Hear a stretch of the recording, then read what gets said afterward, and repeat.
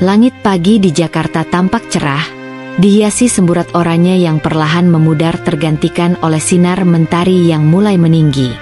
Di balik jendela kaca lantai 5 gedung Elara Cosmetics, seorang perempuan berdiri membelakangi cahaya, menatap ke arah keramaian kota yang terus bergerak tanpa jeda. Namanya Najwa. Najwa, perempuan dengan postur tubuh ramping dan sorot mata tajam namun tenang, mengenakan setelan blazer krem lembut yang membungkus tubuhnya dengan rapi. Ia tampak berwibawa namun tetap memancarkan kehangatan, seperti seorang pemimpin yang tahu caranya menjaga jarak dan mendekat pada waktu yang tepat. Usianya sudah memasuki awal 30-an, tapi wajahnya masih menyimpan pesona dewasa yang matang. Rambut hitamnya tergerai lurus menyentuh bahu, dan jemari lentiknya tengah menggenggam secangkir kopi hitam hangat, teman setianya setiap pagi. Ruang kerjanya luas dan minimalis, dengan dominasi warna netral yang menenangkan. Meja kerja di hadapannya selalu rapi, hanya dihiasi laptop, beberapa map berwarna pastel, dan sebuah frame foto yang tak pernah terganti posisinya selama bertahun-tahun. Foto dirinya bersama seorang pria di tepi pantai, tertawa di tengah cahaya matahari senja. Pria itu adalah Hendra, suaminya. Mereka sudah menikah hampir 8 tahun. Namun pagi ini bukan waktu untuk bernostalgia. Najwa menghela napas pelan, meletakkan cangkirnya, lalu meraih sebuah folder presentasi dari meja. Hari ini ia dijadwalkan untuk memimpin rapat penting dengan tim kreatif dan pemasaran, membahas peluncuran produk baru yang telah dipersiapkan selama berbulan-bulan. Ia mengenakan sepatunya, lalu berjalan keluar dari ruang kerja dengan langkah anggun dan pasti. Najwa bukanlah tipe perempuan yang hidupnya bergantung pada warisan atau koneksi keluarga. Ia tumbuh dalam keluarga sederhana di Bandung, anak sulung dari 3 bersaudara. Sejak kecil, ia terbiasa dengan kehidupan hemat dan kerja keras. Ibunya adalah guru TK, sedangkan ayahnya seorang pensiunan tentara yang tegas namun penuh cinta. Ketertarikan Najwa pada dunia kecantikan dimulai sejak masa kuliah. Ia bukan sekadar senang berdandan atau mengikuti tren, tapi ia benar-benar jatuh cinta pada sains di balik setiap produk. Ia mengambil jurusan kimia farmasi dan bekerja sambilan sebagai asisten lab demi membiayai kuliah. Di sela-sela waktu, ia mulai meracik pelembab sederhana dari bahan-bahan alami, sekadar untuk teman-teman kos dan keluarganya. Tak disangka, dari situ, pesanan mulai berdatangan. Setelah lulus, Najwa menolak tawaran kerja di beberapa perusahaan farmasi besar. Ia memilih membuka usaha kecil dari garasi rumah kontrakan yang ia sewa di bilangan Ciputat. Modal awalnya hanya 7 juta rupiah, hasil tabungan bertahun-tahun ditambah pinjaman kecil dari tantenya. Produk pertamanya adalah krim malam dari minyak biji bunga matahari dan lidah buaya, yang dikemas dalam pot kecil bermerek tempel hasil cetak sendiri. Ia memasarkan lewat media sosial, testimoni teman, hingga menyewa booth kecil di bazar kecantikan. Ia tak malu berdiri sendiri menawarkan produk sambil menjelaskan manfaatnya dengan antusias. Saat itulah, ia bertemu Hendra. Hendra, lelaki yang 5 tahun lebih tua darinya, bekerja sebagai fotografer freelance dan desainer grafis. Mereka bertemu secara tidak sengaja dalam sebuah pameran lokal di Kemang, saat Najwa kehabisan ide untuk mendesain brosur produknya. Hendra lah yang menyodorkan diri untuk membantu, awalnya hanya sebagai klien dan penyedia jasa. Tapi kebersamaan mereka dalam proyek kecil itu menghangatkan hubungan keduanya menjadi lebih personal.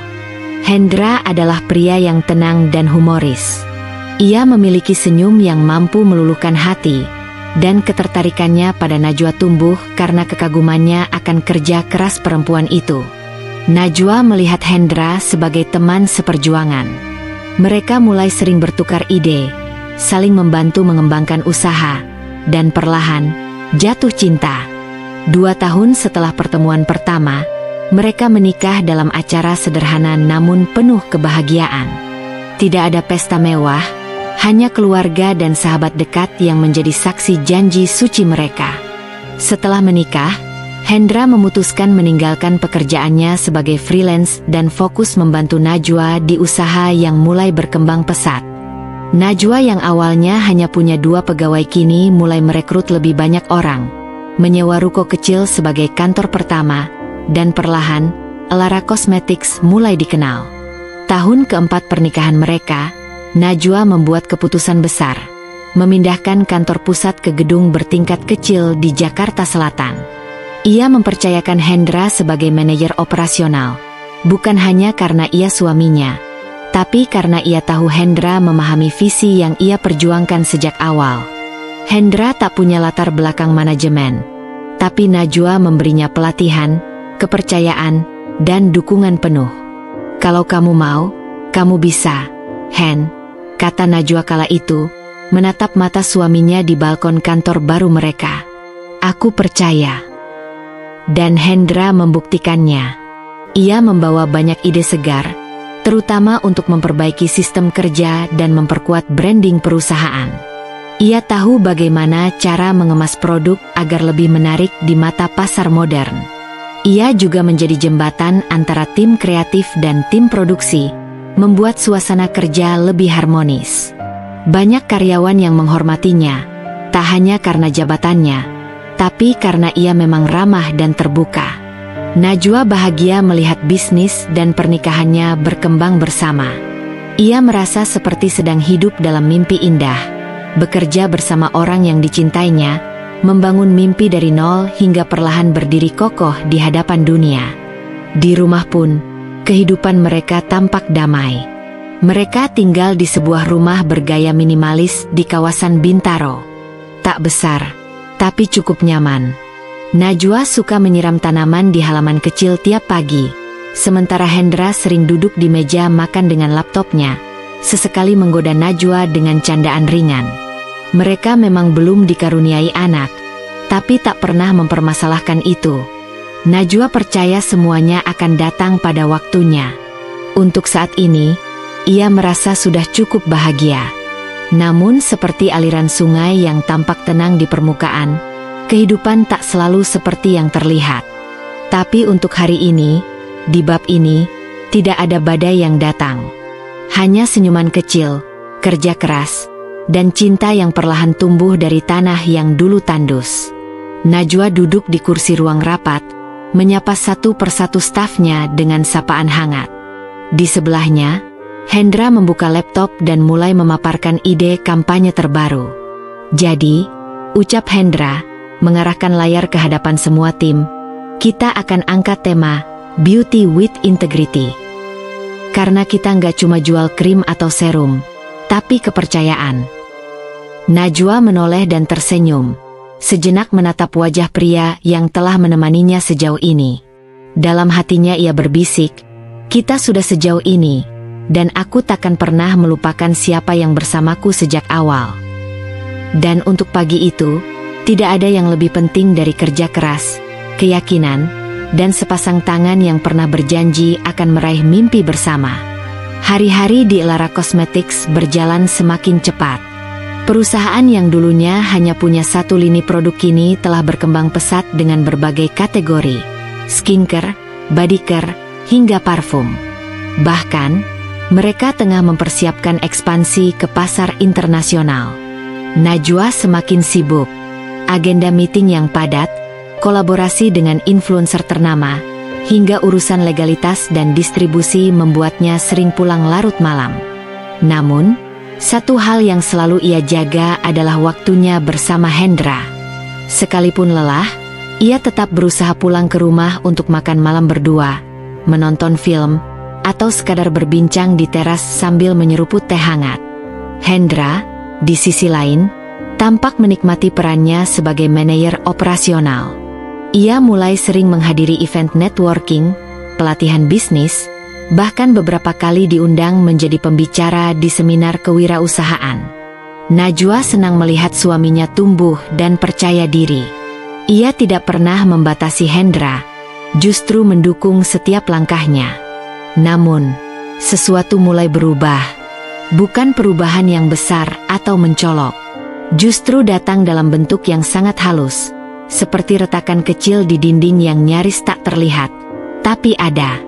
Najwa mulai menyadarinya saat ia pulang lebih awal dari biasanya. Malam itu, gerimis turun pelan-pelan.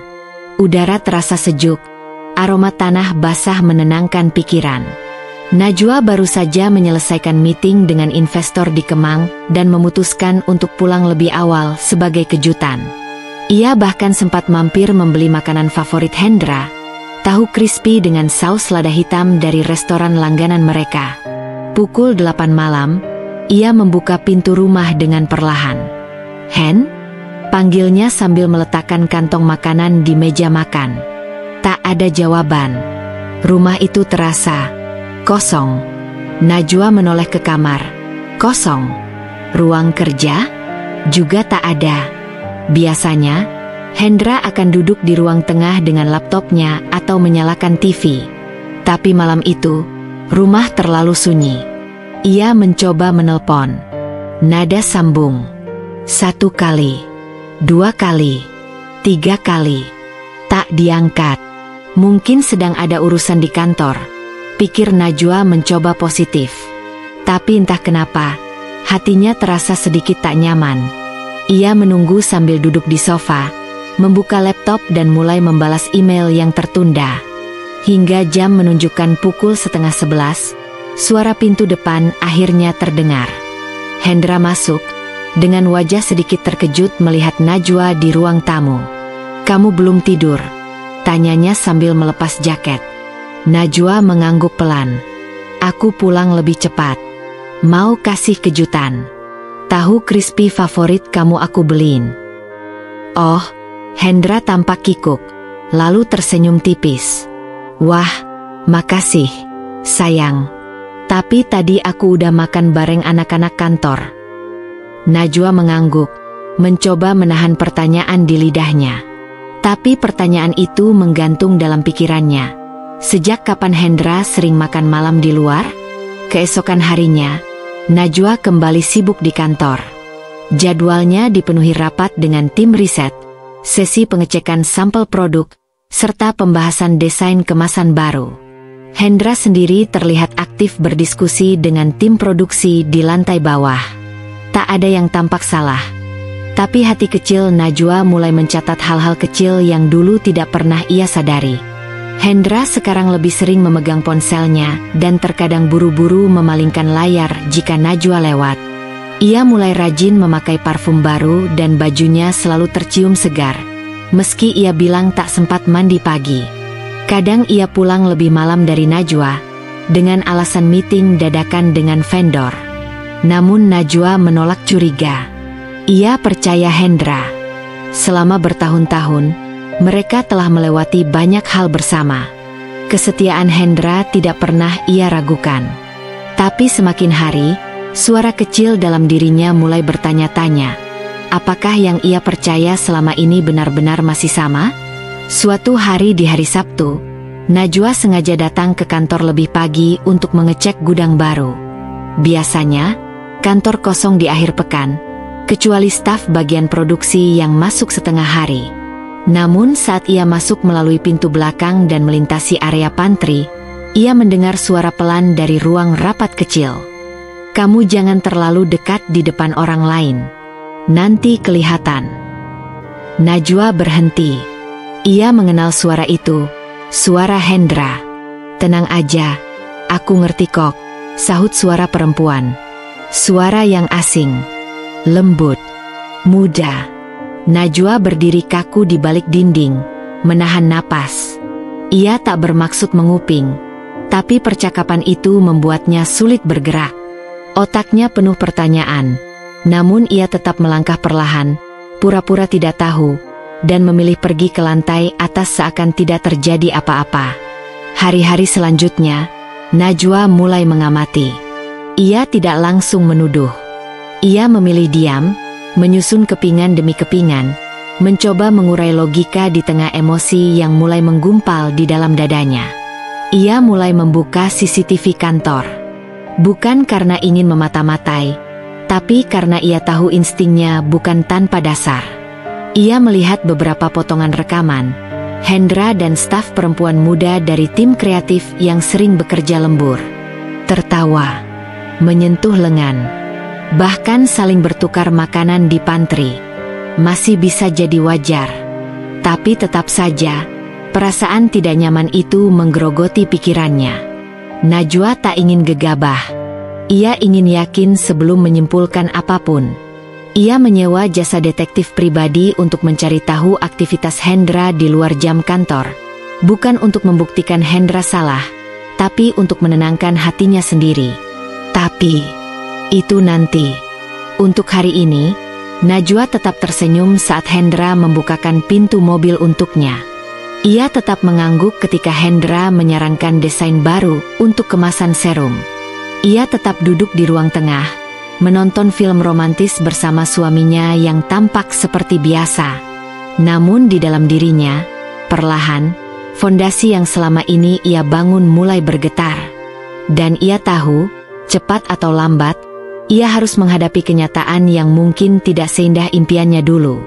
Namun sebelum badai datang, sebelum surat cerai itu diserahkan dengan tangan bergetar namun tegas, Najwa masih menunggu. Menunggu saat yang tepat. Menunggu bukti yang tak terbantahkan. Menunggu kebenaran. Hari Senin datang lagi. Rutinitas kembali dimulai. Pagi-pagi sekali, Najwa sudah berada di meja rias, merapikan penampilannya sebelum berangkat ke kantor. Hendra masih di kamar mandi. Suara air mengalir terdengar samar dari balik pintu. Sementara Najwa menyisir rambutnya pelan, memperhatikan bayangannya sendiri di cermin.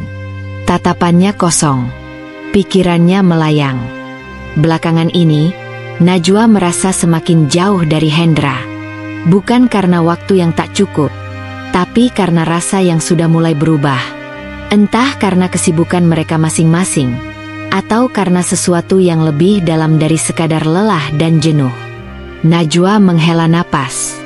Ia mencoba menghibur diri sendiri, bahwa semua pernikahan pasti ada masanya merasa hambar, datar, atau bahkan terasa asing. Mungkin hanya fase. Mungkin sebentar lagi berlalu. Tapi hatinya tahu, itu bukan cuma sekadar fase. Di kantor, suasana cukup tenang. Beberapa karyawan terlihat sedang rapat kecil di ruang tim marketing. Najwa melangkah melewati mereka dengan senyum tipis dan menyapa satu persatu. Hendra sudah ada di ruangan. Ia duduk di balik meja kerjanya, membolak-balik dokumen sambil sesekali membuka laptop. Pagi, sapa Najwa pelan sambil membuka pintu. Hendra menoleh cepat dan tersenyum. Pagi juga. Kamu tumben gak mampir ke ruang produksi dulu? Najwa mengangguk kecil. Lagi gak pengin muter-muter. Badan agak pegal. Capek ya? Udah waktunya liburan kayaknya, ujar Hendra sambil tertawa kecil. Najwa ikut tersenyum, meski dalam hatinya terasa sepi. Ia hanya duduk di sofa kecil di pojok ruangan, membuka file presentasi yang tadi malam ia simpan di flash disk. Beberapa saat mereka saling diam, sibuk dengan urusan masing-masing. Tapi kemudian, mata Najwa tak sengaja melirik layar ponsel Hendra yang tergeletak di meja. Sebuah notifikasi masuk. Nama pengirimnya, Alia, tim kreatif. Isi pesannya singkat, tapi cukup membuat jantung Najwa berdegup lebih kencang. Jangan lupa tadi malam ya, kamu janji. Najwa langsung mengalihkan pandangannya, pura-pura tidak membaca apa-apa. Tapi isi kepala dan dadanya langsung kacau. Hatinya berdebat sendiri. Jangan curiga, jangan berpikir macam-macam. Bisa saja itu hal biasa, urusan kerja, atau janji untuk revisi desain. Atau memang bukan cuma urusan kantor? Hari itu terasa lama. Najwa sengaja memantau lebih banyak dari biasanya. Ia memperhatikan bagaimana Hendra berjalan bersama Alia di lorong belakang kantor. Bagaimana mereka berbicara dengan wajah lebih santai dari sekadar hubungan kerja biasa. Cara Hendra tersenyum.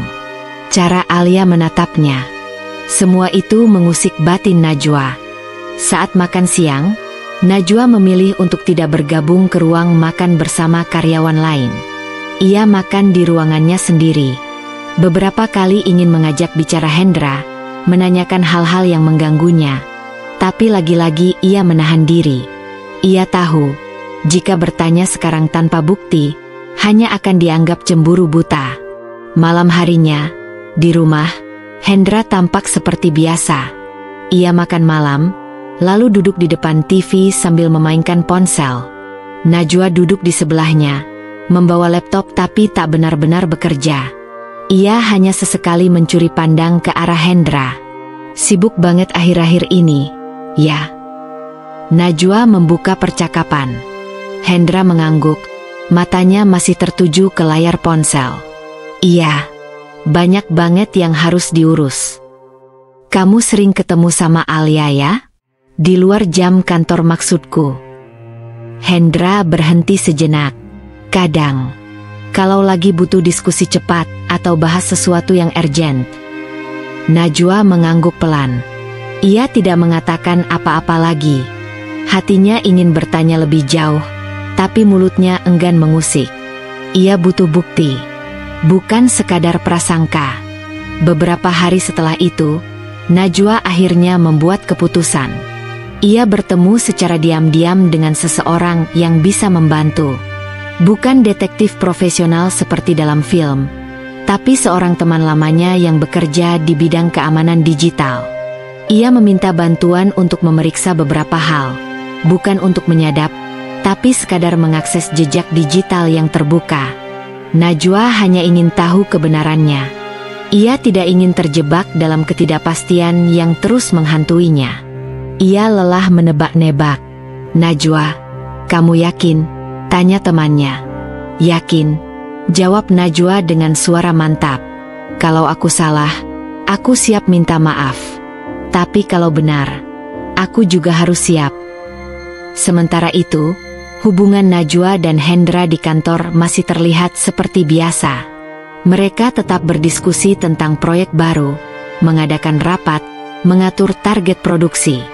Tidak ada yang tampak berbeda dari luar. Namun di balik semua itu, hati Najwa mulai bersiap.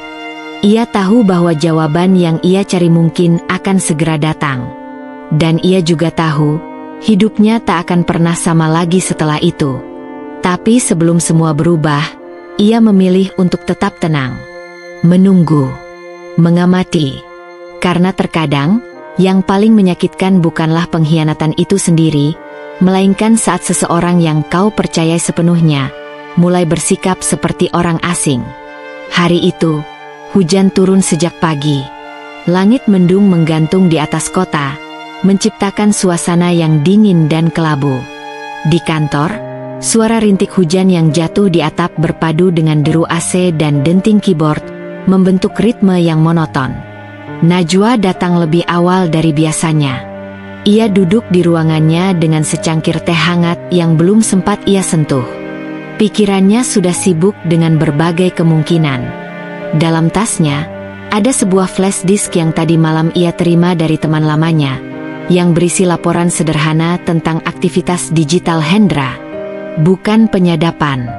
Hanya hasil pencatatan umum dari email kantor, jadwal GPS yang tersinkron dari ponsel kantor, dan jejak-jejak sosial media terbuka. Semuanya legal. Semuanya cukup untuk memberikan gambaran kecil bahwa ada sesuatu yang disembunyikan. Dengan tangan sedikit bergetar, Najwa memasukkan flash disk itu ke laptopnya. Butuh waktu beberapa menit sebelum semua file terbuka. Ia membaca dengan hati-hati, tidak terburu-buru. Ada tanggal-tanggal yang mencurigakan. Pertemuan-pertemuan di luar kantor yang tidak tercatat di kalender kerja. Lokasi GPS yang menunjukkan Hendra sering berhenti cukup lama di sebuah kafe kecil di daerah Cilandak, tempat yang tidak pernah disebut dalam rapat manapun. Dan yang membuat hatinya makin mencelos, adalah isi percakapan email kantor antara Hendra dan Alia. Sekilas terlihat profesional. Tapi jika dibaca dengan seksama, ada kalimat-kalimat yang menggantung. Kalimat yang menunjukkan kedekatan lebih dari rekan kerja. Jangan lupa nanti sore, tempat biasa. Aku suka caramu ngerti aku banget. Kalau aku capek, kamu selalu tahu harus bilang apa. Najwa menutup laptopnya perlahan. Dadanya terasa sesak, tapi ia tetap duduk tenang. Wajahnya tidak menunjukkan ekspresi. Hanya matanya yang menatap kosong ke dinding, seperti sedang mencerna sebuah kenyataan yang sudah lama disangkanya hanya prasangka. Siang itu, Alia datang ke ruangannya dengan berkas desain promosi. "Bu Najwa, ini revisi dari desain flyer launching produk baru," ujarnya sambil menyodorkan kertas-kertas penuh warna. Najwa menerima berkas itu. Ia tersenyum sopan, seperti biasa. "Terima kasih, Alia. Nanti saya review dulu ya." Alia mengangguk. "Baik, Bu." Sebelum keluar ruangan, Alia sempat melirik ke arah laptop Najwa yang tertutup. Ia tersenyum sedikit canggung. Najwa tidak mengucap apa-apa, hanya mengangguk pelan. Begitu pintu tertutup kembali, Najwa menyandarkan punggungnya ke kursi. Dari luar, ia tetap Najwa yang sama, tenang, profesional, ramah terhadap semua karyawan. Tapi di dalam hatinya, mulai terjadi pergeseran besar. Ia bukan lagi wanita yang menunggu keajaiban perbaikan. Ia mulai berpikir tentang batas kesabaran. Malam itu, di rumah, Hendra pulang lebih malam dari biasanya. "Maaf ya, sayang. Tadi rapat agak molor," katanya sambil mencium kening Najwa sekilas. Najwa hanya mengangguk. "Iya, makan malamnya dihangatkan aja ya." Hendra mengangguk. Ia duduk di meja makan, menyantap makanannya sambil menceritakan hal-hal ringan. Tentang pekerjaan, tim baru di bagian produksi, rencana promosi bulan depan. Najwa mendengarkan, tapi pikirannya melayang. "Kalau akhir pekan ini kita pergi keluar kota sebentar, kamu mau nggak?" tanya Hendra tiba-tiba. Najwa terkejut. "Kamu ajak aku?" tanyanya pelan. Hendra tertawa kecil. "Iyalah, masa ngajak orang lain?" Pertanyaan itu menampar Najwa pelan. Bukan karena isi jawabannya, tapi karena Hendra bisa bercanda seperti itu tanpa merasa bersalah, tanpa merasa ada yang salah. Najwa hanya tersenyum, menahan luka dalam diam. Beberapa hari setelahnya, Najwa mulai bertindak lebih strategis. Ia tidak ingin gegabah, tidak ingin membuat keputusan emosional. Maka, ia memulai langkah-langkah kecil. Ia memperhatikan lebih banyak hal dari biasanya. Cara Alia bersikap di kantor. Waktu-waktu Hendra pergi diam-diam dari meja kerja. Bahkan dokumen keuangan perusahaan yang biasanya tidak ia buka terlalu dalam, kini ia pelajari lebih teliti. Dan sedikit demi sedikit, potongan-potongan yang selama ini terpisah mulai menyatu. Ada laporan pengeluaran fiktif, dana hiburan yang tidak bisa dipertanggungjawabkan secara detail, nota makan malam berdua yang bukan bagian dari urusan kantor, bahkan info C dari vendor eksternal yang, setelah ditelusuri, ternyata pernah diurus oleh Alia, padahal tidak termasuk tanggung jawab divisinya. Semua itu cukup untuk membuat Najwa semakin yakin. Tapi ia tidak ingin hanya yakin. Ia ingin mantap.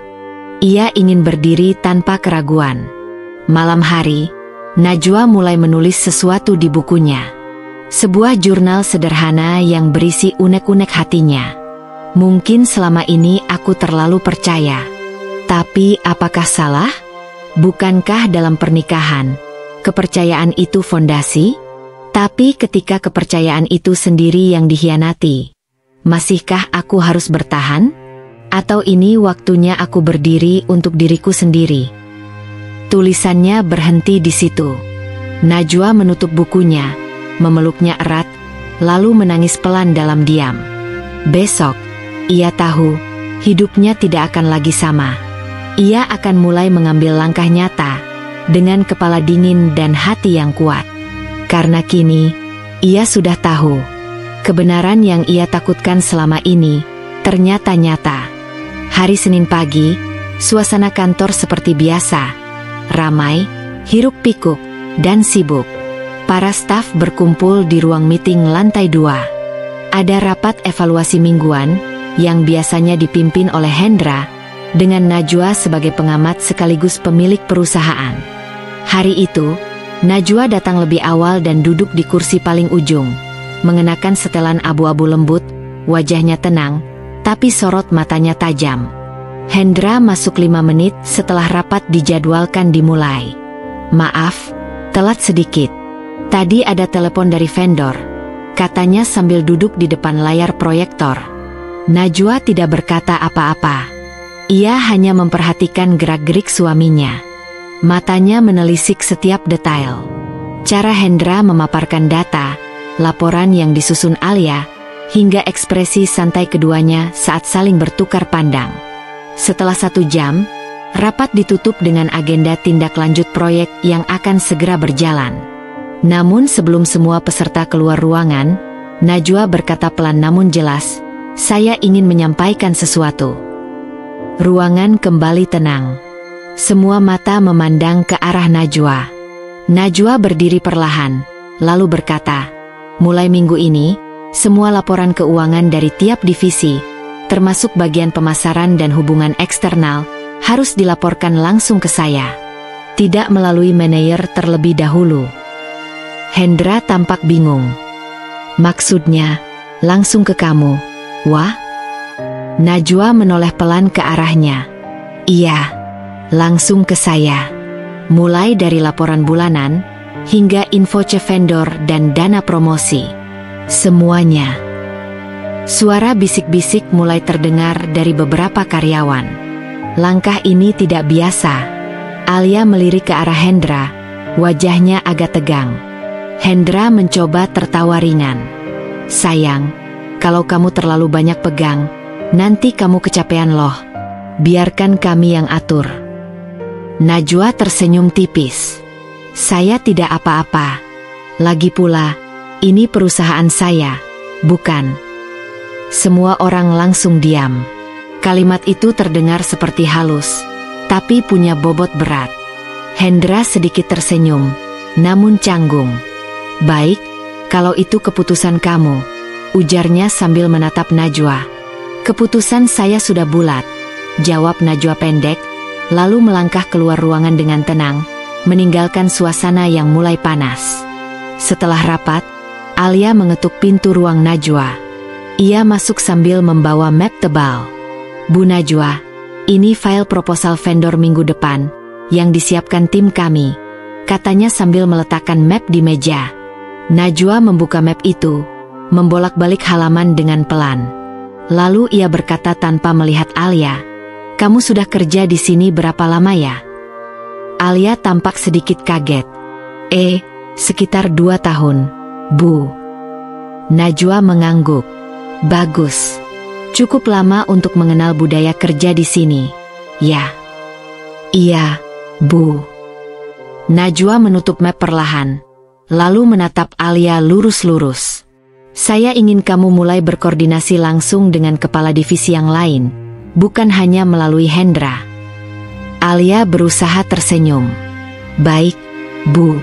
Tapi biasanya Pak Hendra yang arahkan saya. Jadi Saya tahu," potong Najwa. "Tapi mulai sekarang, kamu lapor ke saya. Saya tidak ingin ada alur kerja yang tidak jelas." Alia terdiam. Matanya sedikit berkedip. Gugup. "Baik, Bu." Najwa mengangguk dan berkata pelan, "Silakan kembali ke meja kerja." Setelah pintu tertutup, Najwa bersandar di kursinya. Kepalanya terasa berat, tapi hatinya sedikit lega. Langkah pertama sudah dimulai. Ini bukan sekadar tindakan administratif. Ini bentuk pengambil alihan. Dia tahu, lambat laun semuanya akan terkuak. Tapi ia ingin melakukannya dengan cara yang terhormat. Di ruangannya, Hendra terlihat gelisah. Ia duduk di kursi, menatap layar laptopnya, namun pikirannya tidak fokus. Alia masuk tanpa mengetuk. "Mas, tadi Bu Najwa ngomong kayaknya nadanya beda deh. Kamu rasa juga enggak?" Hendra mendesah. Iya, aku juga ngerasa aneh. Dia kayak tahu sesuatu, tapi nggak ngomong. Alia duduk di kursi depan Hendra, menatapnya dengan cemas. Apa mungkin dia curiga? Entahlah, jawab Hendra lirih. Tapi sekarang kita harus hati-hati. Jangan bikin kesalahan. Alia menggigit bibirnya. Kalau semua laporan dia pegang, berarti dia bisa lihat semua transaksi kita. Ya. Hendra mengangguk pelan. Wajahnya mulai pucat.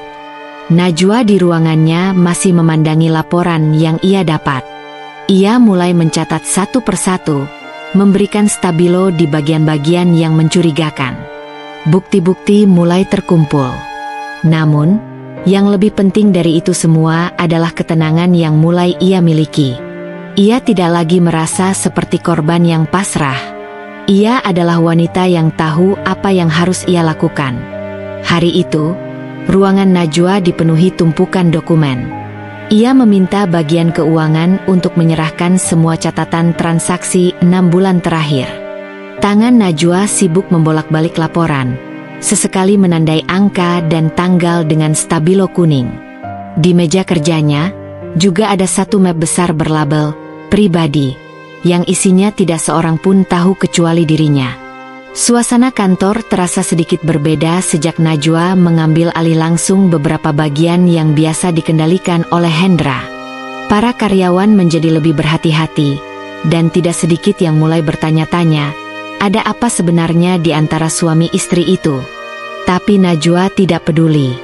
Ia tahu, apa yang ia lakukan bukan sekadar untuk dirinya sendiri. Ini tentang harga diri, keadilan, dan bagaimana ia mempertahankan kendali atas hidup yang nyaris ia korbankan sepenuhnya demi seorang pria yang kini mulai ia ragukan. Di ruang meeting kecil di lantai 3, Hendra memanggil Alia untuk rapat informal. Wajahnya tegang, suaranya pun lebih rendah dari biasanya. Kita harus hati-hati. Kayaknya dia udah tahu, kata Hendra sambil membuka laptopnya, memperlihatkan daftar transaksi yang pernah ia arahkan kepada staf keuangan. Alia mencondongkan badan, menatap layar. Kamu yakin dia udah nemu sesuatu? Kalau belum nemu, dia nggak bakal minta semua laporan sedetail itu. Dia juga minta salinan email, bahkan arsip promosi dari event tahun lalu. Alia menghela napas. Terus kita harus gimana sekarang? Hendra menatap kosong keluar jendela. Kita bersikap seperti biasa. Jangan menunjukkan kegugupan. Tapi kamu, kurangi komunikasi lewat email. Kalau bisa, semua bicara langsung aja. Alia mengangguk pelan. Tapi dari tatapannya, jelas ada kekhawatiran besar di benaknya. Di rumah, malamnya, Najwa duduk sendirian di ruang kerja pribadinya. Di depannya, beberapa dokumen sudah ditandatangani. Ia juga sudah menghubungi notaris untuk menjadwalkan pertemuan minggu depan. Tapi satu hal yang membuatnya menunda langkah besar itu adalah cinta. Ya, perasaan yang masih menyisakan bekas. Hendra pernah menjadi segalanya baginya. Ia tahu betul bagaimana pria itu dahulu begitu mendukungnya di awal-awal membangun bisnis. Tapi yang sekarang berbeda. Ponselnya bergetar. Sebuah pesan masuk dari seseorang yang dulu ia percaya sebagai teman. Alia, Bu, ada waktu besok siang?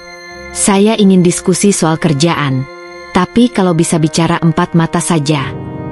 Najwa menatap pesan itu dengan tatapan dingin. Sebuah permainan baru akan dimulai, rupanya.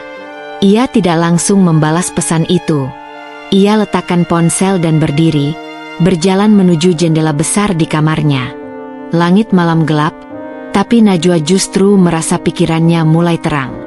Keesokan harinya, Alia datang ke kantor lebih pagi dari biasanya. Ia berdandan lebih rapi dari biasanya pula. Bibirnya dilapisi lipstik merah muda, dan rambutnya ditata bergelombang rapi. Tepat pukul 11, ia masuk ke ruang Najwa, membawa tablet berisi data kerja. Silakan duduk, kata Najwa tanpa senyum. Terima kasih, Bu. Alia menarik napas panjang. Saya sebenarnya cuma ingin bicara soal distribusi kerja di bagian saya. Sejak laporan keuangan dialihkan langsung ke Ibu, ritme kerja kami agak berubah, dan beberapa staf merasa bingung karena perintah datang dari dua arah. Najwa mengangguk pelan. Lalu, Alia agak kaget. Ia pikir Najwa akan memberi respons panjang. Tapi ternyata tidak. Kalau memang ada kebingungan, staf bisa tanya langsung ke saya. Kamu juga, lanjut Najwa sambil menatap langsung ke mata Alia. Kita nggak butuh jalur tengah-tengah yang berpotensi disalahgunakan. Alia menelan ludah. Ada jeda sesaat sebelum ia bicara lagi. Saya tidak pernah menyalahgunakan apapun, Bu. Najwa tersenyum kecil. Saya tidak bilang kamu menyalahgunakan. Alia terdiam. Tangannya mulai menggenggam tablet lebih erat. Najwa lalu berdiri, mengambil map di rak belakang, lalu menyerahkannya ke Alia. Ini salinan laporan promosi event yang kamu tangani. Saya sudah cek. Ada kejanggalan jumlah dana dan dokumentasi vendor. Kamu tahu soal ini? Alia membuka map itu. Matanya mulai bergerak panik. Saya hanya mengumpulkan dari tim saya, Bu. Mungkin ada kesalahan di bagian mereka. Najwa menatap tanpa berkedip. Saya tidak suka alasan. Saya suka tanggung jawab. Alia perlahan menutup map itu. Ia berdiri. Baik, Bu. Saya akan periksa lagi dan klarifikasi. Sebelum Alia keluar, Najwa berkata, Alia, hati-hati dalam setiap langkahmu. Karena setiap langkah itu sedang saya amati. Hari itu, suasana kantor lebih tegang dari biasanya. Hendra mulai menyadari bahwa posisi dan wibawanya perlahan menurun. Beberapa staf yang biasanya mendekat padanya, kini lebih memilih langsung menyampaikan laporan ke Najwa. Sore harinya, saat semua staf sudah pulang, Hendra masuk ke ruang kerja Najwa. Wah, aku mau bicara, katanya dengan nada hati-hati. Najwa masih duduk di kursinya, tidak menoleh. Tentang apa? Aku ngerasa kamu akhir-akhir ini dingin banget. Kamu ambil semua kendali di perusahaan. Dan kenapa? Takut aku tahu sesuatu, potong Najwa tanpa basa-basi. Hendra terdiam, lalu tertawa kecil. Aku cuma ngerasa kayak nggak dipercaya lagi. Kita ini partner. Wah, di rumah, di kantor, harusnya saling dukung. Najwa berdiri perlahan. Ia mendekat, lalu berkata dengan suara tenang tapi tegas. Kamu lupa, Hendra. Aku bukan cuma istrimu. Aku pemilik perusahaan ini. Kamu manajer. Karena aku yang angkat kamu ke posisi itu. Hendra terdiam. Najwa mengambil berkas dari mejanya, lalu menyerahkannya ke Hendra. Mulai minggu depan, kamu tidak lagi pegang divisi pemasaran. Fokus saja di bidang operasional. Dan semua keputusan besar harus lewat aku. Hendra menerima berkas itu dengan tangan gemetar. Wah, kamu serius? Najwa menatapnya tajam. Kamu pikir ini permainan? Malam itu, Hendra pulang dengan wajah kacau. Alia menelponnya berkali-kali, tapi tak dijawab. Ia tahu, permainan mereka mulai ketahuan. Dan Najwa, bukan wanita yang bisa dianggap remeh. Najwa duduk di kamar, membuka laptopnya, menulis satu persatu detail rencana. Surat pengunduran Hendra sudah ia siapkan. Surat cerai juga sudah ditandatangani. Ia hanya menunggu waktu yang tepat. Dan waktu itu sudah sangat dekat. Hari itu, udara di kantor terasa lebih tebal dari biasanya. Para karyawan berkumpul di ruang tengah lantai 2. Ruang terbuka yang biasa dipakai untuk pertemuan bulanan seluruh staf. Ruangan itu sudah dihias sederhana dengan beberapa standing banner perusahaan dan meja panjang berisi makanan ringan. Acara sore ini adalah presentasi kinerja kuartal pertama tahun berjalan. Semua staf dari berbagai divisi hadir, termasuk manajer operasional, Hendra. Ia berdiri di depan layar besar, menyampaikan laporan dengan suara lantang, senyum percaya diri tak lepas dari wajahnya. Alia duduk tak jauh dari panggung kecil, sesekali bertepuk tangan dan mengangguk saat Hendra menyampaikan data yang ia bantu siapkan. Najwa berdiri di belakang, mengenakan blazer hitam dan kemeja putih bersih. Wajahnya tenang, namun tatapannya tajam. Ia mengamati semua gerak-gerik suaminya, mencatat dalam pikirannya satu persatu ekspresi pura-pura yang kini tak lagi bisa ia toleransi. Setelah Hendra selesai bicara, pembawa acara internal mempersilakan Najwa untuk memberikan sambutan dan menutup pertemuan. Semua mata tertuju padanya saat ia melangkah maju dengan anggun. Najwa berdiri di depan, menghadap semua orang yang kini mulai hening. Ia memandang ke arah para karyawan, lalu menghela napas sebelum membuka suara. Terima kasih untuk semua kerja keras kalian selama 3 bulan ini. Laporan yang disampaikan barusan mencerminkan dedikasi dan usaha kita bersama. Tapi, ada satu hal penting yang harus saya sampaikan hari ini. Bukan tentang laporan, bukan juga tentang strategi ke depan, tapi tentang kepercayaan. Suasana ruangan mendadak terasa tegang. Beberapa orang saling pandang. Najwa memandang ke arah Hendra. Pria itu mulai terlihat gelisah. Selama ini, saya diam. Saya mengamati. Saya mendengar, bahkan saat tak ada yang bicara. Dan saya menunggu waktu yang tepat untuk menunjukkan siapa sebenarnya yang layak berdiri di sini, dan siapa yang hanya menumpang bayang-bayang orang lain. Beberapa staf mulai berbisik pelan. Alia menunduk dalam-dalam. Hendra menatap Najwa dengan tatapan tak percaya. Najwa membuka map coklat yang sejak tadi ia bawa. Di dalamnya, 2 lembar kertas bersih, tapi memiliki makna besar. Sebelum saya menutup pertemuan ini, saya ingin menyerahkan 2 hal. Ia melangkah pelan ke arah Hendra. Seluruh ruangan kini nyaris tak bersuara. Hanya suara langkah kaki Najwa yang menggema di ruangan besar itu. Yang pertama, katanya sambil menyerahkan 1 lembar kertas. Surat pencabutan jabatan sebagai manajer operasional. Efektif mulai hari ini, kamu tidak lagi memiliki wewenang di perusahaan ini. Hendra berdiri kaku, wajahnya pucat.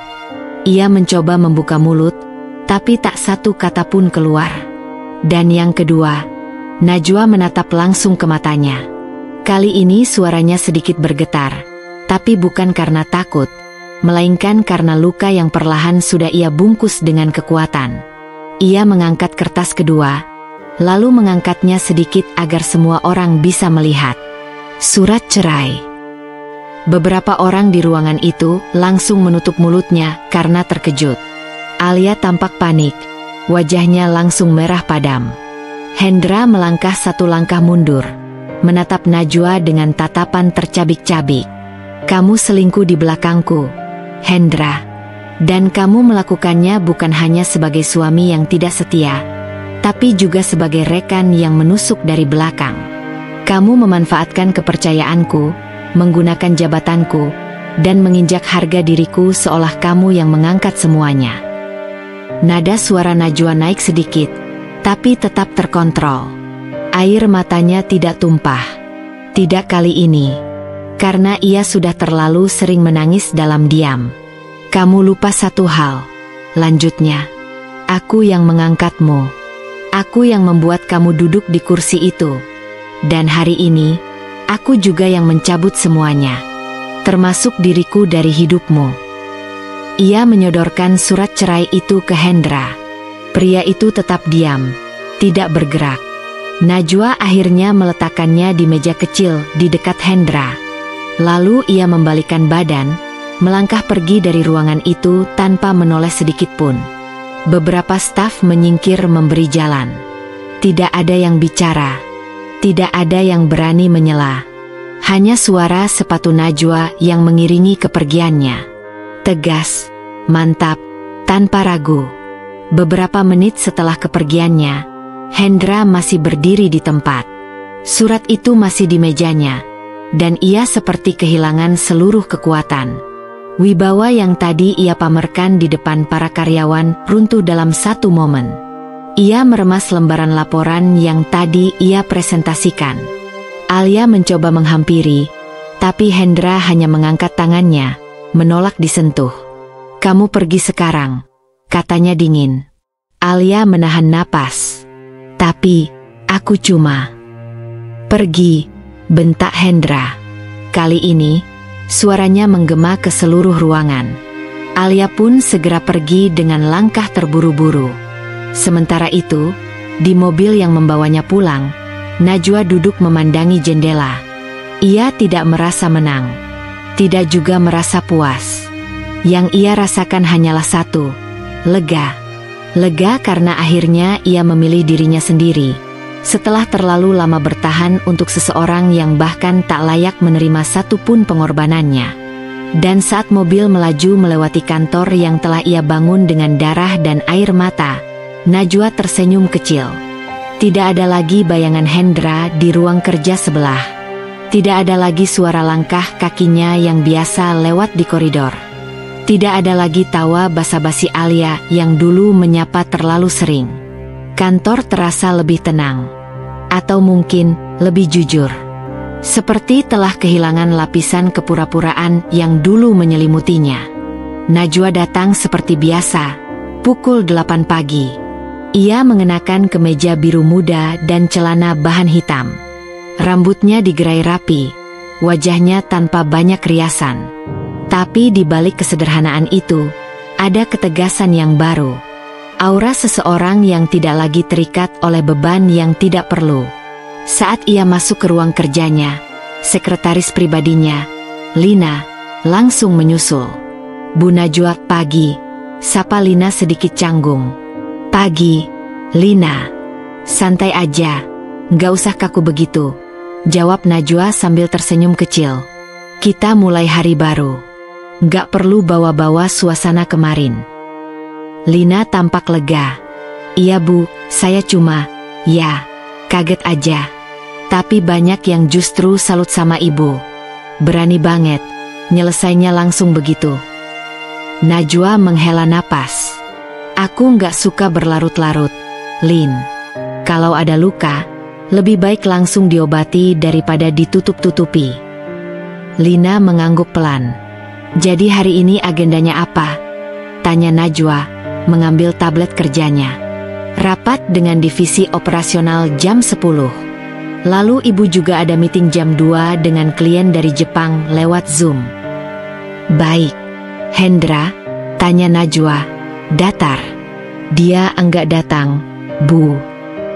Najwa tidak bereaksi. "Kalau dia datang pun, aku tetap enggak akan terlibat dalam urusan pribadinya lagi. Fokus kita ke perusahaan." Rapat divisi operasional berlangsung seperti biasa. Hanya saja kursi yang biasanya ditempati Hendra kosong. Beberapa staf tampak canggung di awal, namun Najwa sengaja memecah ketegangan dengan menyapa satu persatu. Ia menunjuk Pak Rudi, staf senior, untuk menjadi pelaksana harian sementara.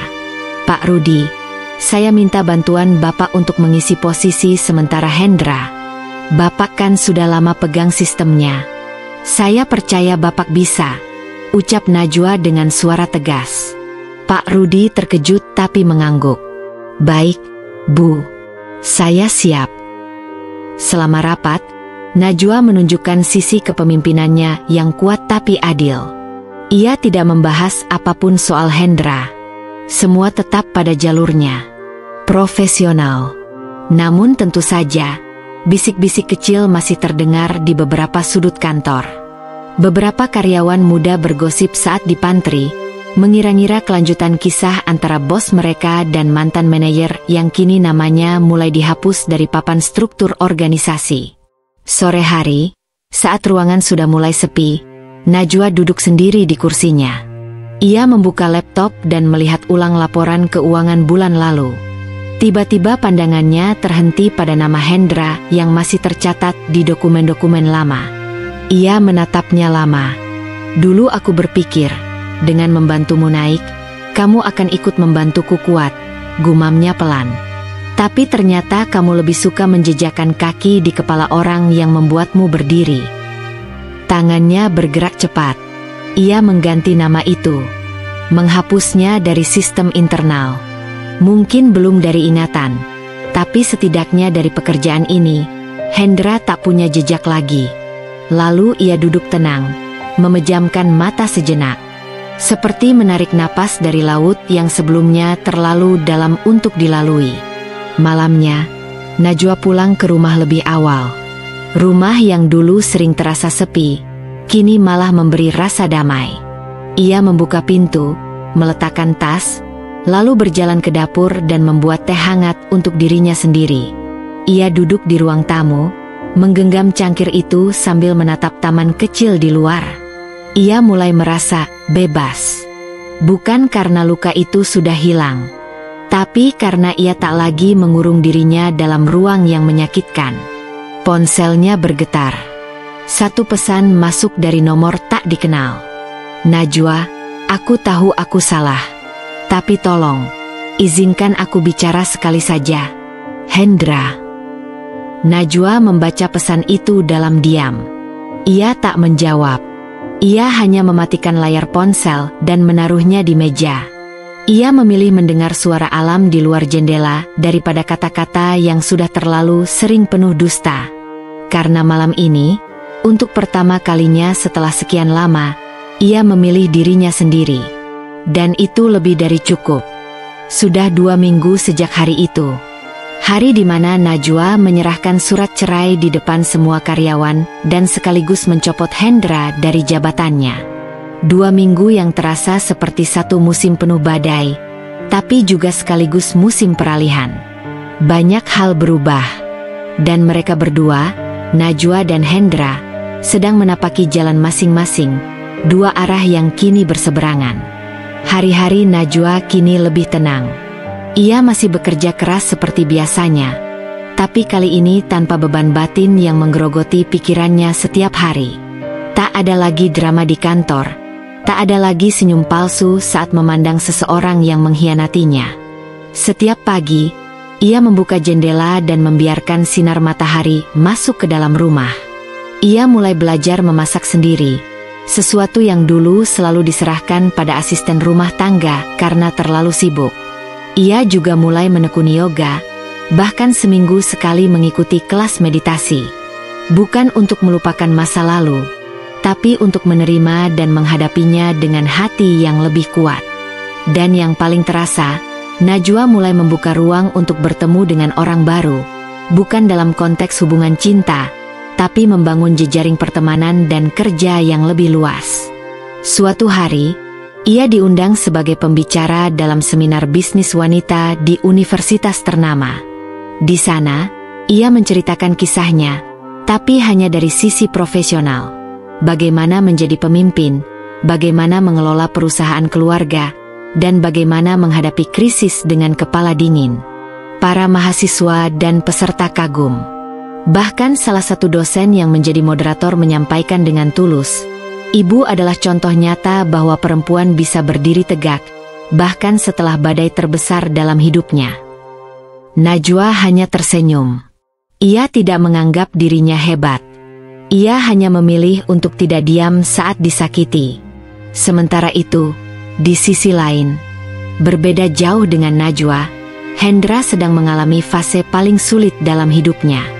Setelah dipecat dari perusahaan, ia tak hanya kehilangan pekerjaan, tapi juga kehilangan reputasi. Kabar tentang pemecatannya tersebar cepat. Dunia bisnis itu sempit, terlebih bagi orang-orang yang pernah terlibat skandal di lingkungan kerja. Beberapa perusahaan tempat ia melamar pekerjaan menolaknya tanpa alasan yang jelas. Beberapa bahkan terang-terangan menyebut, "Kami tidak ingin ada masalah personal yang bisa mencoreng nama perusahaan." Ia berusaha bertahan, menggunakan sedikit tabungan yang tersisa. Tapi hidup tak semurah dulu.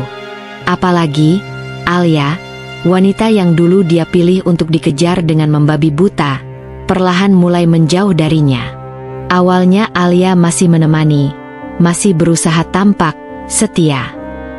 Tapi setelah tahu Hendra benar-benar kehilangan jabatan, dan hidupnya mulai terseok-seok, sikap Alia mulai berubah. "Hendra, aku nggak bisa terus kayak gini. Aku butuh kepastian masa depan. Aku sedang usahain, Alia. Aku lagi cari kerja." "Kapan? Kamu bilang begitu dari minggu lalu. Aku juga nggak bisa terus-terusan bantuin kamu. Kamu tahu sendiri aku cuma kerja freelance." Hendra diam. Ia tahu ini akan terjadi, tapi tetap saja menyakitkan ketika mendengarnya dari mulut Alia sendiri. Beberapa hari kemudian, Alia pergi begitu saja.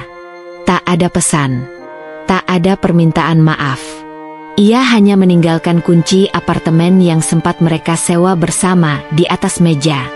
Kini Hendra tinggal sendiri di kamar yang sunyi, dengan tumpukan laundry belum dicuci dan dapur yang mulai kosong. Ia duduk di sudut ranjang, menatap layar ponsel, menatap nama Najwa di daftar kontak. Berulang kali ia ingin menghubungi, tapi ia tahu pintu itu sudah tertutup. Dan yang lebih menyakitkan, dialah yang menutupnya sendiri. Di kantor Najwa, perusahaan berjalan lebih stabil.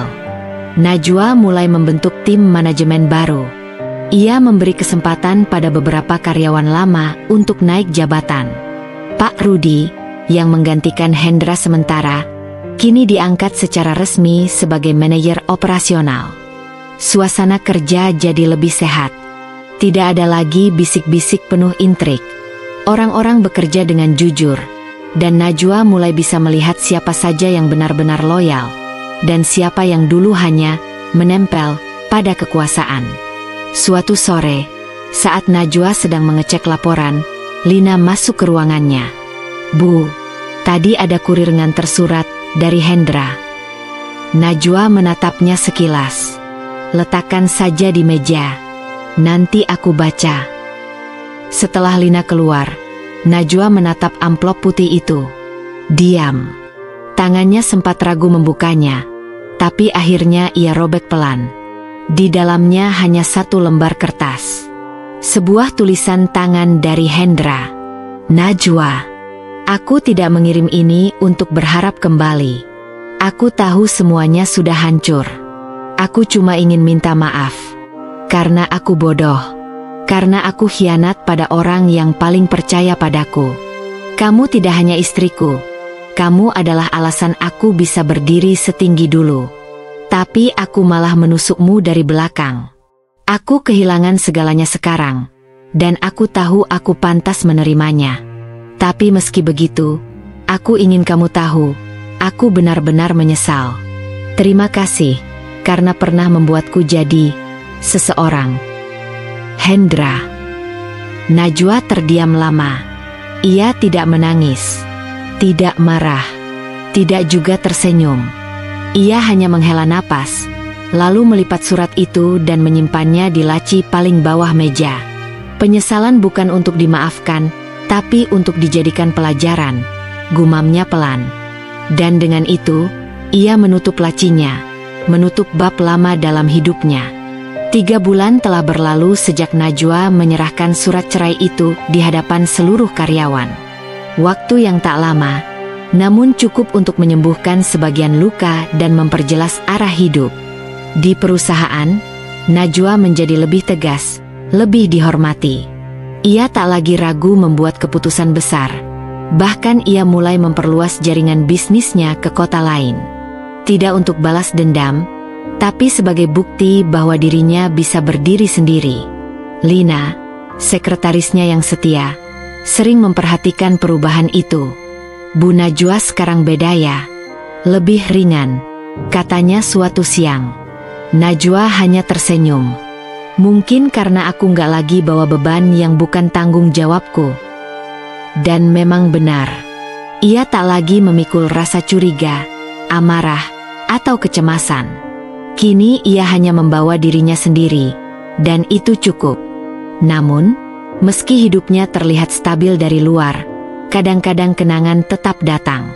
Saat Najwa melewati restoran yang dulu sering mereka kunjungi berdua, saat ia melihat foto-foto lama di galeri ponsel yang belum sempat terhapus. Tapi yang berbeda adalah, kenangan itu kini tak lagi menyakitkan, hanya sekadar pengingat masa lalu. Di sisi lain, Hendra. Hari-hari Hendra kini dipenuhi kesunyian. Ia masih belum menemukan pekerjaan tetap. Sesekali mendapat proyek freelance kecil dari kenalan lama, tapi tak pernah cukup untuk menutup seluruh biaya hidup. Apartemennya kosong, dindingnya diam. Tak ada tawa, tak ada suara perempuan yang memanggilnya dari dapur. Tak ada "selamat datang" ketika ia pulang. Dan yang paling terasa menyakitkan, tak ada lagi Najwa. Bukan hanya sebagai istri, tapi juga sebagai satu-satunya manusia yang dulu mempercayainya sepenuh hati. Ia sering membuka galeri foto mereka. Foto saat mereka merayakan ulang tahun Najwa di kantor, foto saat berlibur, bahkan video ketika Najwa pertama kali memberinya kejutan naik jabatan sebagai manajer operasional. Dulu, Hendra bangga saat itu. Tapi sekarang, tiap melihatnya, dadanya terasa sesak. Ia sadar, semua yang ia miliki berasal dari tangan Najwa. Bukan hanya jabatan, tapi hidup yang utuh. Satu hari, di suatu sore, Najwa sedang duduk di balkon rumah, membaca buku sambil menyesap teh. Hujan baru saja reda, dan langit sore tampak berwarna jingga keemasan. Angin berhembus pelan, membawa aroma tanah basah yang menenangkan. Tiba-tiba ponselnya bergetar. Pesan masuk dari nomor yang tidak disimpan lagi. "Najwa, bisakah aku minta waktu 5 menit? Bukan untuk kembali. Hanya ingin bertemu dan bicara terakhir kali. Jika kamu izinkan, aku akan menunggu di taman dekat kantor sampai jam 6 sore. Kalau tidak, aku akan pergi. Dan terima kasih." Najwa membaca pesan itu tanpa ekspresi. Ia melihat jam. Pukul 17.22. Beberapa menit kemudian, ia berdiri dan mengambil mantel. Hendra duduk di bangku taman, mengenakan jaket lusuh dan celana yang tampak sedikit kebesaran. Wajahnya jauh berbeda. Tidak ada lagi senyum percaya diri, tidak ada lagi kesombongan. Hanya sepasang mata lelah yang menunggu dengan cemas. Saat Najwa muncul, langkah Hendra refleks berdiri. Tapi ia tak berani mendekat. Hanya mengangguk kecil. Najwa duduk di bangku seberang, menatap langit sebentar sebelum akhirnya menoleh ke Hendra. "Apa yang mau kamu bicarakan?" Hendra menunduk. "Aku cuma mau bilang terima kasih." "Untuk apa?" "Untuk pernah mencintaiku. Untuk pernah membuatku merasa layak jadi orang penting, bahkan sebelum aku layak." Najwa menatapnya tajam. "Kamu gak pernah butuh pengakuan, Hendra. Kamu hanya butuh hati yang jujur. Tapi kamu malah injak hati itu sendiri." Hendra mengangguk pelan. "Aku tahu. Dan aku gak berharap dimaafkan. Aku cuma mau kamu tahu, aku gak pernah benar-benar bahagia setelah ninggalin kamu. Bahkan saat aku merasa punya segalanya." Najwa terdiam sejenak, sebelum akhirnya berkata, "Aku pernah berharap kamu menyesal. Tapi sekarang aku tahu, penyesalanmu bukan untukku. Itu untuk dirimu sendiri." Hendra mengangkat pandangan. "Kamu bahagia sekarang?" Najwa mengangguk pelan. "Aku belajar mencintai diriku sendiri. Itu cukup." Angin sore meniup rambut Najwa, dan Hendra hanya bisa menatap, menyadari bahwa sosok yang duduk di depannya sudah bukan lagi wanita yang sama seperti dulu. Najwa yang kini lebih kuat, lebih utuh. Ia berdiri pelan. "Terima kasih sudah datang. Aku akan pergi." Sebelum ia berbalik, Najwa memanggilnya, "Hendra." Ia menoleh. "Kamu akan baik-baik saja kalau kamu mau berdamai dengan dirimu sendiri." Mata Hendra berkaca-kaca, tapi ia hanya mengangguk. Dan dengan itu, ia berjalan menjauh, meninggalkan taman. meninggalkan kenangan, meninggalkan segalanya.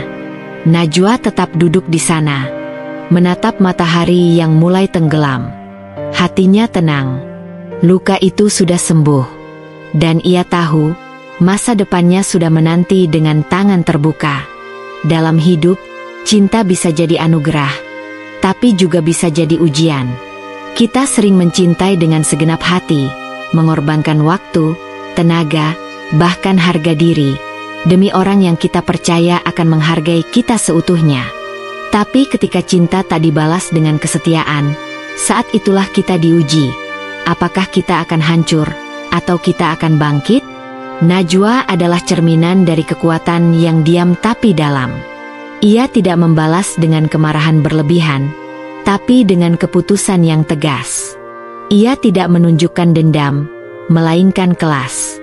Dan dari luka yang dalam, ia tumbuh menjadi perempuan yang lebih tangguh.